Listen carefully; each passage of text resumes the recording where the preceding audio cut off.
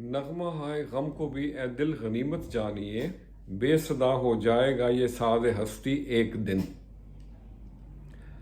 آؤ آج چپ کی زباں میں ناصر، اتنی باتیں کریں کہ تھک جائیں۔ Sometimes even if you know a lot, it's better to be quiet in certain situations۔ بعض اوقات بہت کچھ جانتے ہوئے بھی خاموش رہنا بہتر ہوتا ہے۔ کبھی کچھ پرانے دوست بیٹھے ہوں تو وہ اگر چپ بھی بیٹھے ہوں تو وہ بہت باتیں کر رہے ہوتے ہیں۔ چپ رہنا، لب سی لینا اظہار کی ایک صورت ہے۔ سمجھ جائے گا یار تیرا آنکھوں سے کچھ کہنا بھی۔ چلیں آج خاموشی پہ ہی کچھ بات کی جائے۔ تو عرض کیا ہے،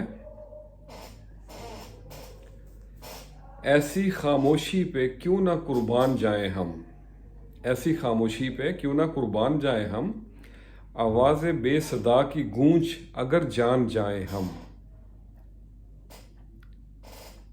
آئے گا کبھی تو عشق میں ایک دن وہ مقام، آئے گا کبھی تو عشق میں ایک دن وہ مقام، لب کھولے بنا دل کی بات جان جائیں ہم۔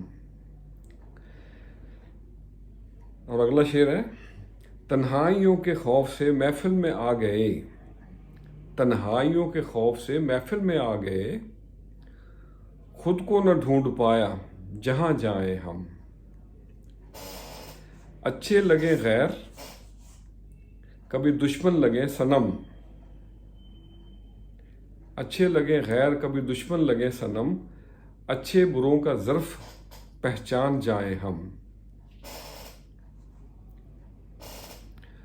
اور مقطع عرض ہے، دیتے رہو دستک کھل جائے گا در کبھی، دیتے رہو دستک کھل جائے گا در کبھی، آؤ نیاز دل کی بات مان جائیں ہم۔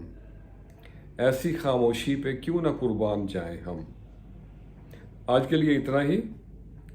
اپنے دوستوں کا، اپنے یاروں کا، اپنے عزیزوں کا خیال رکھیں اور ان کی خاموشی کو سمجھنے کی کوشش کریں۔